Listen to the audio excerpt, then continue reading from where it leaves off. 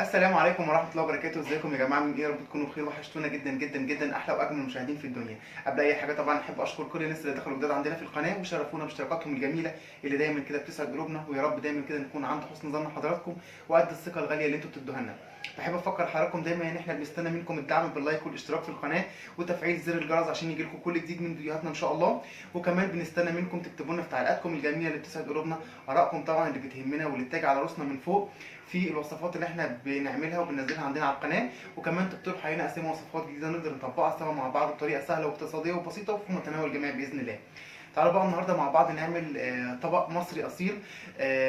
هنعمل مع بعض النهارده الفته. عملنا قبل كده مع بعض فتة البتنجان بالزبادي، النهارده هنعملها الفته العاديه بتاعتنا التقليديه باللحمه. يلا بينا نصلي على رسولنا الكريم ونقول بسم الله ونشوف المقادير بتاعتنا النهارده عباره عن ايه. معايا النهارده للفته بتاعتنا معايا لحمه قطع. طبعا اللحمه هنا بتاعتنا دي لحمه موزه. دايما لما بنيجي نختار لحمه للسليق هتتسلق بنختار لحمه تكون ما تاخدش سوا قوي. فانا معايا النهارده لحمه موزه، معايا طماطمايه بصلايه جزرايه. انا هنا بحب دايما لما باجي اعمل لحمه ويبقى في شوربه سواء للحمه او الفراخ، ما بحبش احط فيها البصل والطماطم متقطعين صغير علشان اعرف اخد عندي شوربه رايقه ما يبقاش فيها لا بصل ولا طماطم ولا الكلام ده. في ناس ممكن تبشرها وتحطها في الشوربه دي، حريه شخصيه، بس انا عن نفسي ما بحبش كده. معايا طماطم طبعا للصلصه بتاعتنا، معايا رز مصري، معايا توم لا غنى عنه في الفته، معانا خل. البهارات بتاعتنا النهارده بتاعت اللحمه، معايا معلقه صغيره من السكر، فلفل اسود، ملح طبعا، ومعايا سنه صغيره قوي من جوز الطيب، مكعب مرق، ومعايا قرفه خشب، ومعايا هنا اهوت واحده بس من القرنفل. ما نكترش يا جماعه قرنفل اللي بيحط فيه الشوربه لان القرنفل بيغمق لي الشوربه بتاعتي. ومعايا كمان حبهان. وبرده ما بحبش احط الحاجه عندنا تكون صحيحه في الشوربه علشان ما تغمقليش الشوربه بتاعتنا بالنسبه للتوابل يعني. طب هنطبق الكلام ده ازاي؟ هاجي عندي هنا على النار، عندي حله فيها ميه بتغلي، انا حطيتها بس تغلي قبل ما ابدا مع حضراتكم. سليق اللحمه هنا ليه كذا طريقه. ممكن في ناس بتديها تشويحه الاول على النار وبعد كده تنزل الميه عليها سخنه او بتغلي. بس انا النهارده اخترت الطريقه دي لان انا هحمرها بعد كده في السمنه، ودي الطريقه الاحب لقلبي يعني. فاخترت عندي الطريقه دي النهارده. واللحمه يا جماعه ما بتتغسلش زيها زي الكبده. في ناس بتغسل اللحمه قبل ما تحطها في الميه او في انها تغليها عشان تنزل الدم بتاعها. انا اول ما بحط عندي اللحمه في الميه بتغلي هي بتقفل المسام بتاعتها لوحدها على طول، ما بتنزليش دم وما تغمقليش الشوربه. فهي حريه شخصيه برضو، بس الاصح والاحسن ان احنا نحطها من غير ما تتغسل. فانا عندي هنا الميه بتغلي، هنزل فيها على طول باللحمه زي ما انتم شايفين كده، ولا بتنزل لي بقى دم ولا الكلام ده. تمام. هنزل عندي باللحمه كده مره واحده، وبعد كده هنزل عندي بالبصلايه، طماطمايه، جزرايه. تمام. هننزل عندنا هنا بقى التوابل بتاعتنا اللي هننزل بيها. انا هنزل عندي بمعلقه السكر والفلفل الاسود بس، مش هحط ملح. مش هننزل يا جماعه بملح، حاطين فلفل اسود عشان البصله اللي احنا حاطينها.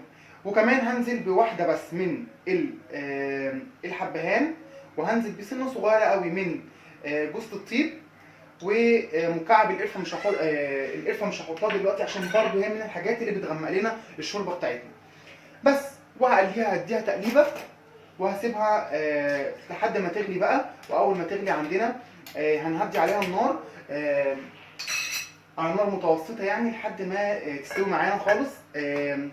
عندي هنا اهوت حله على النار فيها معلقتين كبار من الزيت، هنزل فيهم بمعلقه صغيره من الثوم علشان نعمل الدقه بتاعتنا. بصوا يا جماعه، دايما لما بنيجي نعمل الفته بنعمل اللحمه الاول هي والعيش والصلصه والرز اخر حاجه خالص، علشان احنا بنبقى عايزين الرز بتاعنا يكون سخن، والحاجات دي هي اكتر حاجات بتاخد وقت على النار. فبالتالي بنعملها هي الاول، اللي هي ايه؟ اللحمه والعيش بتاعنا. طبعا احنا حمصناه قبل كده مع بعض وقلنا طريقه تحميصه ازاي. جبت عندي العيش قطعته مكعبات بالمقص بالسكينه المتاح عندكم، وحطيت عليه معلقه من السمنه، معلقتين من الزيت، شويه ملح وشويه فلفل، ودخلته عندي الفرن على الشوايه، ولعت عليه الشوايه. واول ما بيبتدي يشد معايا واحس ان هو نشف كده من غير ما ياخد لون، بروح نازل عليه على طول بفصين التوم، واروح مدخله يكمل سواه بقى مع بعضه لحد ما ياخد اللون اللي احنا عايزينه. وانا ليه بقول كده؟ علشان التومه بتاعتي ما تتحرقش وتمرر في العيش بتاعي، فما بحطهاش من البدايه، بحطها لما العيش عندي بياخد لون شويه الاول. فبخلص الحاجات دي كلها الاول، وبعد كده اخر حاجه بنعملها الرز المصري. والرز المصري من اسهل الطرق اللي ممكن تتعمل في الرز، وعملناها قبل كده مع بعض كذا مره على القناه، بس برضه هنعمله مع بعض تاني قدامكم علشان اللي ما شافوش او اللي ما عرفش هو بيتعمل ازاي يعرف هو بيتعمل ازاي. طبعا مفيش حد ما بيعرفش يعمل الرز المصري طبعا، كل اللي بيتفرجوا علينا طبعا ناس اساتذه في المطبخ. هنا عندي بقى بخلي التومه بتاعتي بس تاخد لون بسيط، وبعد كده اول ما تاخد عندي لون بسيط بطفيها على طول بالخل.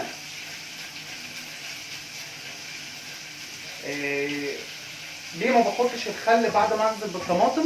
علشان كده بيديلي للصلصه بتاعتي نكهه الخل اكتر، وطعم الخل بيظهر فيها اكتر. في ناس ممكن تحطها بعد كده، بس لا، هي بتتحط كده احسن في الوقت اللي احنا هنحطها فيه دلوقتي. يعني احنا ممكن طالما عندنا هننقل بس كده مع بعض، احط هنا اللحمه على النار هاديه، واجيب هنا الدقه عندي على النار الاعلى، لان احنا عايزين اللحمه تغلي وتستوي بقى على مهلها.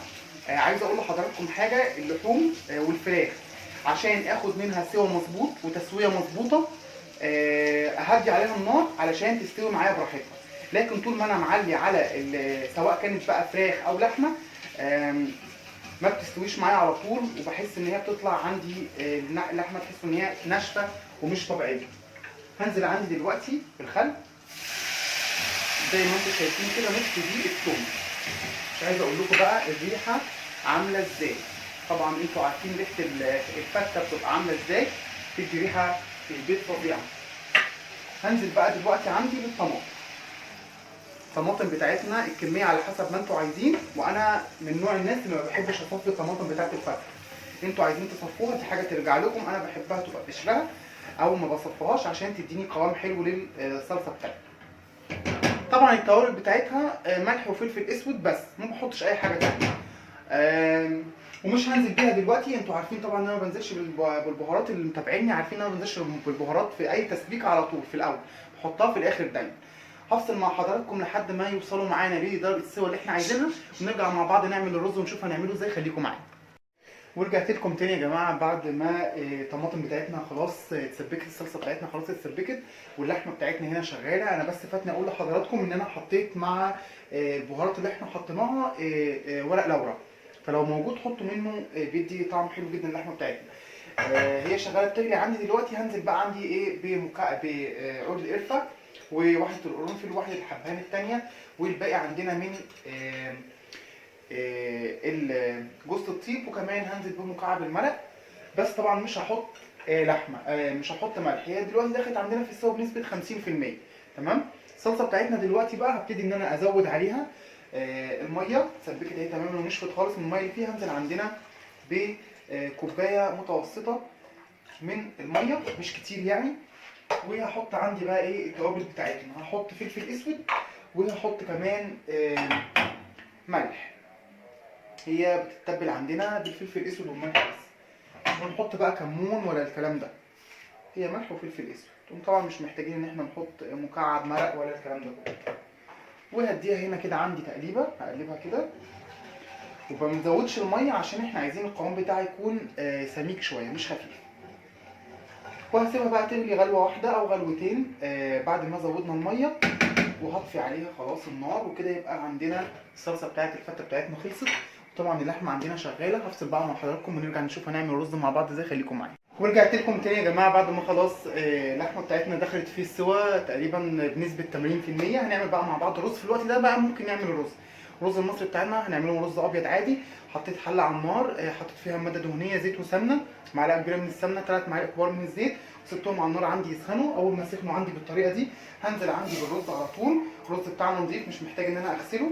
لو الرز بتاعنا مش نضيف طبعا بنغسله قبل ما نحطه. هديهم تقليبتين كده بس، الزيت مع السمنه، زي تشويحه بسيطه كده للرز، ومش هستنى عليه كتير علشان ما ياخدش معانا لون. وبعد كده طبعا هتكون عندي ميه سخنه او ميه مغليه، ولازم الميه عندنا هنا تكون مغليه، ما ينفعش نحط ميه بارده عشان الرز بتاعنا ما يبوظش مننا. وعندي هنا احنا بنحط مقدار الرز زي مقدار الميه. هنزل عندي كده ب3 كوبايات من الميه المغليه زي ما حضراتكم شايفين، وهنزل عندي بالملح بتاعه. واحنا بنملح الرز الابيض بملح بس، ما بنحطش كمون، ما بنحطش، انا اسف، ما بنحطش فلفل، علشان ده رز ابيض هيبان فيه طبعا الفلفل بيبقى فيه بيبقى اسود فهيبان فيه. هحط عندي كده معلقه من الملح وبس. خلاص يعتبر كده عندي الرز بتاعنا خلص. طريقه الرز المصري معروف، الرز الابيض بالذات يعني معروف ان هو طريقته سهله جدا واي حد ممكن يعملها. هيغلي، اول ما الميه بتاعتي تتشرب ههدي على النار واسيبه يستوي براحته خالص. هتكون عندي اللحمه استوت في المرحله دي.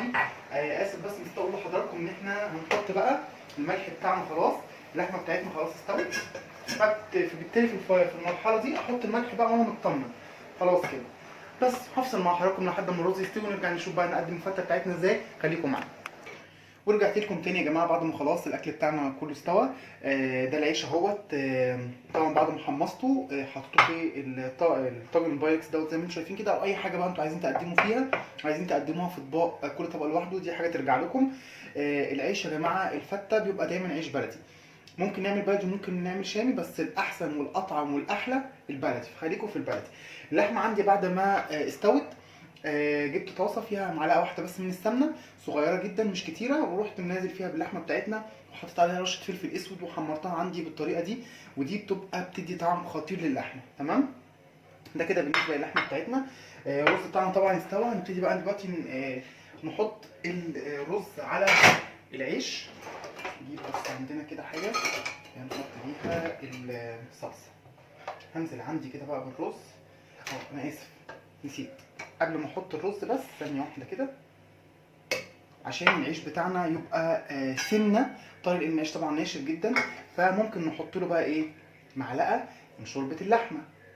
ودي مش هنكتر، يعني احنا مش عايزين نكتر منها عشان العيش بتاعنا ما يبوش، بس بنديله سنه كده. اولا هيطعم لي العيش الكبشه دي اللي احنا حطيناها دي، وفي نفس الوقت هتديله سنه طريان مع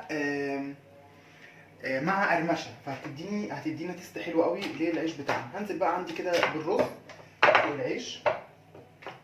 في ناس بتعملها طبقات، يعني تحط طبقه من الرز وطبقه من العيش وطبقه من الرز وطبقه من العيش. هي يعني الاحسن كذوق شخصي يعني ان احنا نعملها طبقه واحده بس، هو العيش فوق الرز وبعد كده الصلصه بتاعتنا اخر حاجه. هي اذواق عامه يا جماعه، الاكل والتقديم ده اذواق، وغير ان هو اذواق على حسب الحاجه الموجوده عندنا في البيت. هنا كده حطيت عندي الرز بتاعنا طلع مظبوط على الطاجن بالظبط. تمام، هنساوي كده بقى. بصوا بقى، في ناس بتروح حاطه اللحمه وبعد كده تحط عليها صلصه، فيعني انا هقولها لحضراتكم. يعني اللحمه هتتعوز صلصه، فيعني مش تبقى اظرف حاجه يعني ان احنا ناكلها وتبقى تقعد تبهدل ايدينا والكلام ده. فاحنا قدامنا اختيارين، ممكن نحطها في بوله لوحدها وتتقدم جنب الطاجن بتاعنا، او ممكن نحط بس حاجه بسيطه كده على الرز من فوق الوش واللحمه حواليه، مش نحط اللحمه وبعد كده فوقها الصلصه. ده رايي وذوقي الشخصي. انتوا حابين تعملوا الطريقه الثانيه دي حاجه ترجع لكم. هي بس يعني ايه بتختلف زي ما احنا قلنا من حد لاخر يعني. فانا عندي هنزل بس كده بحاجه بسيطه من الصلصه بتاعتنا كده. وطبعا انتوا ممكن بقى في ناس بتعمل اشكال وحروف زي ما قلنا التقديم ده لعبتكم انتوا، اعملوا فيها اللي انتوا عايزينه. انا هكتفي بس بالقدر ده من الصلصه، والباقي هنقدمه في بوله خارجيه زي ما حضراتكم هتشوفوا دلوقتي. وانا بفضل الطريقه دي علشان في ناس ما بتحبش صلصه الفته، فعشان نرضي جميع الاذواق نحطها في بوله خارجيه زي ما حضراتكم شايفين كده. اللي عايز ياخد واللي مش عايز خلاص، يعني حريه شخصيه. بالشكل اللي احنا شايفينه ده كده تمام.